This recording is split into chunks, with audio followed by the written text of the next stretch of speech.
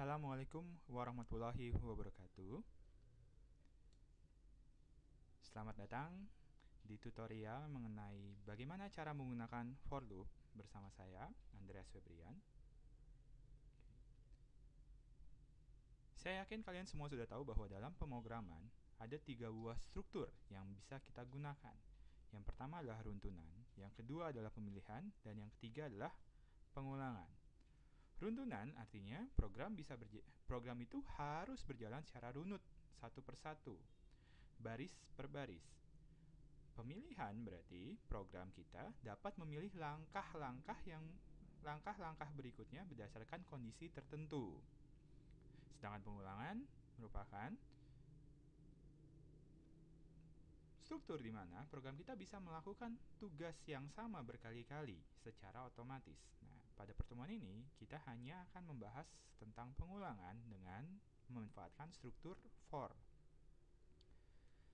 Oke, contoh pengulangan seperti ini. Misalkan kita ingin membuat sebuah program yang akan mencetak sebanyak 5 kali tulisan for loop berjalan. Kurang lebih keluarannya akan seperti ini. Jadi bisa dilihat di layar ada 1, 2, 3, 4, 5 tulisan for loop berjalan. Agar lebih enak, kita langsung demo saja. Mari kita coba bikin programnya. Nah, pertama-tama kita akan membuat sebuah berkas, sebuah file. Kita beri nama Oke.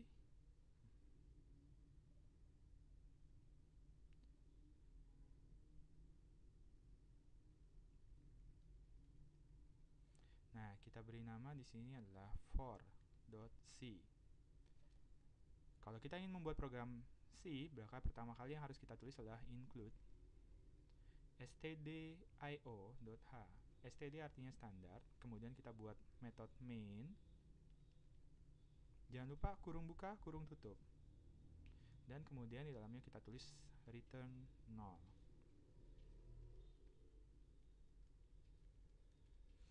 Tanpa error. Ini untuk memberitahu program pemanggil bahwa program kita selesai tanpa error. Nah, tujuan kita adalah mencetak tulisan for loop berjalan. Kemudian di depannya ada angka. Maka kurang lebih kode yang kita butuhkan adalah printf kurang n. Kita menggunakan integer %d titik for loop berjalan. Karena kita akan menggunakan integer, berarti kita butuh sebuah variabel. Kita beri nama saja i. Jadi kita bisa sekarang bilang i. Nah,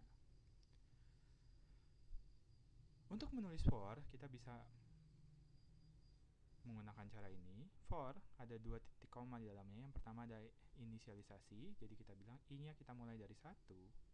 Karena kita nanti mencetak 5 kali, kita bilang i-nya sampai 5. Kemudian i-nya kita tambahkan, dan ini kita masukkan ke dalam sini. Oke, sampai sini kode kita seharusnya selesai. Mari kita tes.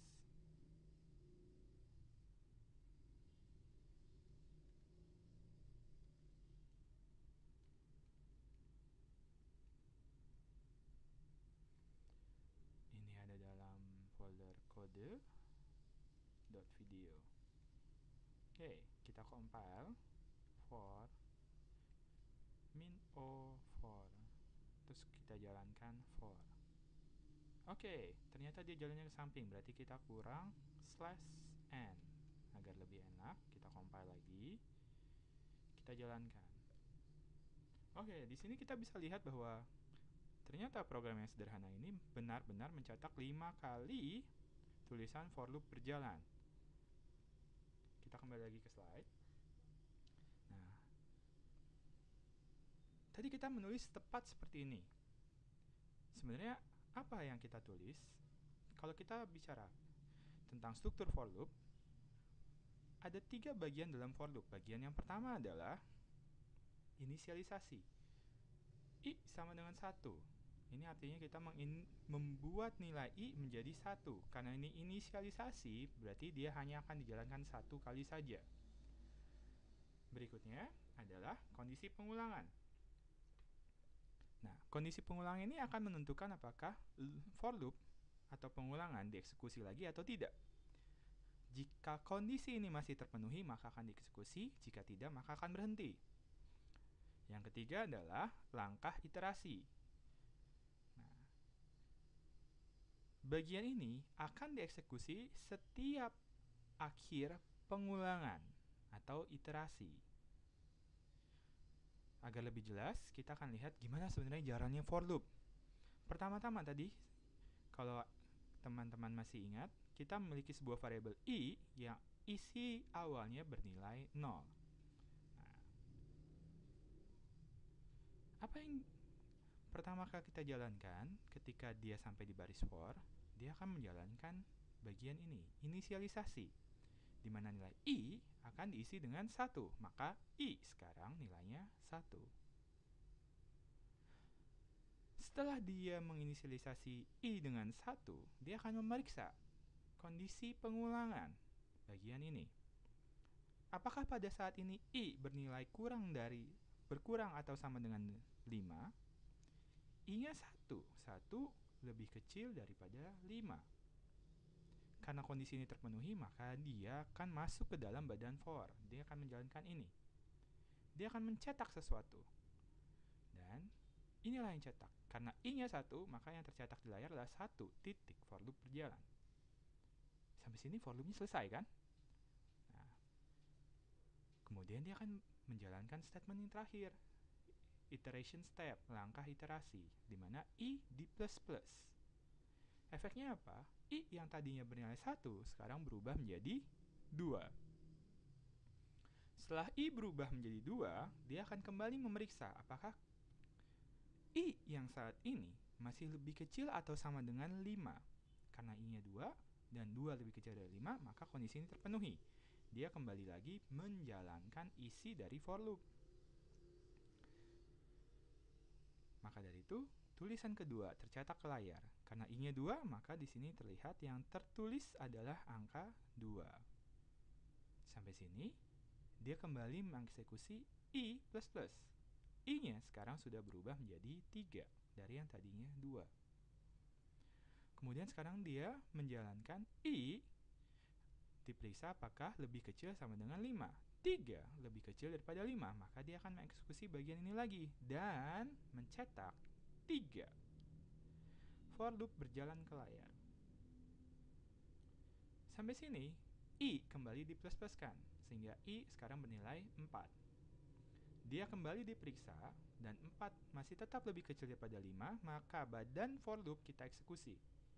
Dan tulisan 4 for loop berjalan, akhirnya tercetak ke layar. Sampai sini masih belum selesai, I kembali kita tambahkan. Sekarang nilainya berubah dari 4 menjadi 5. Kemudian kita periksa lagi apakah I lebih kecil atau sama dengan 5. Karena 5 sama dengan 5, berarti badan for loop masih tetap dieksekusi. Ini adalah cetakan yang kelima. Sampai sini masih belum selesai, karena kondisinya masih terpenuhi kan? I kita tambahkan lagi.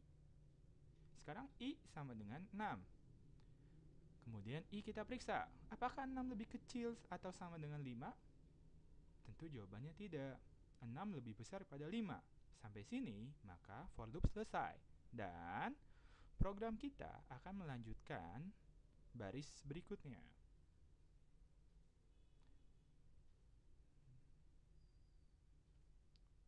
Sekarang, saya punya tantangan. Coba ubah for loop yang tadi teman-teman buat, sehingga for loop ini hanya tepat mencetak 2 kali saja. Contohnya seperti ini. Jadi alih-alih ada 5 tulisan for loop berjalan, sekarang hanya ada 2 saja, tepat 2. Bagaimana cara mengubahnya? Teman-teman bisa mengubah di bagian inisialisasi, di bagian kondisi, atau di bagian step iterasi, langkah iterasi. Saya akan memberitahu jawabannya, tapi silakan kerjakan dulu dan pause video ini selama 10 menit minimal. Selamat mengerjakan.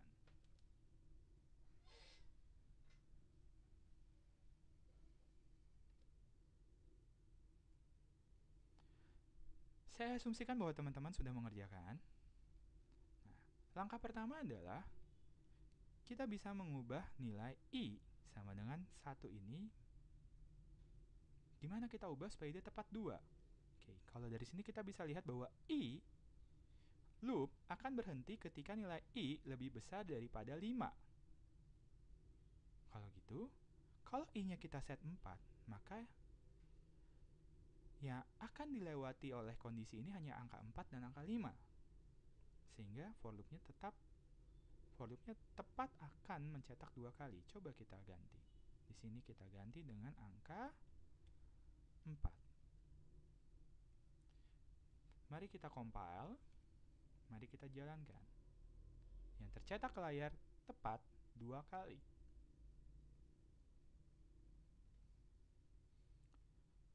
Oke, itu adalah cara yang pertama.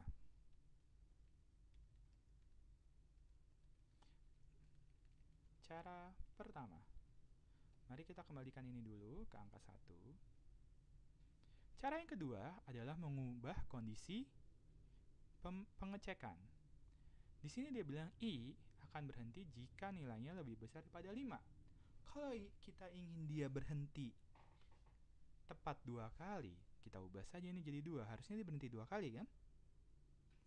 Mari kita coba. Ini kita ubah jadi 2. Biar agar yakin, kita coba dulu yang 5. Kita compile, kita jalankan. Dia menjalankan 5 kali. Sekarang kita ubah jadi 2. Kita compile, kita jalankan. Dia tepat menjalan. Mengulang. Mencetak for loop berjalan 2 kali saja. Ini adalah cara yang kedua. Sekarang kita mau coba cara ketiga.